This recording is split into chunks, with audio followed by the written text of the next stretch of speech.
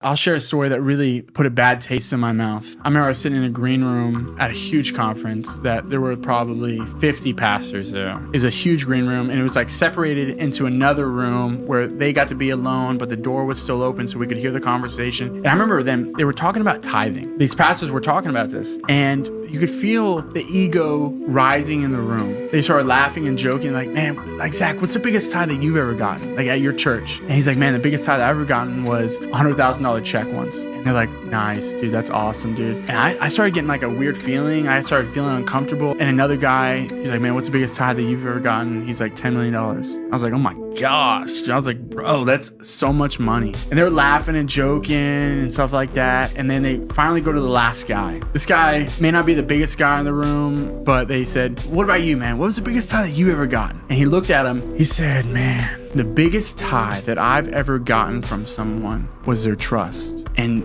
you could not drop a pin in that room. It was dead silent. One of the guys was even like, man, why'd you have to do us like that, man? Why'd you have to say it like that, dude? And it just like sobered the whole room up. I'll never forget that moment because this guy was like, their trust. That was the biggest tithe I've ever gotten.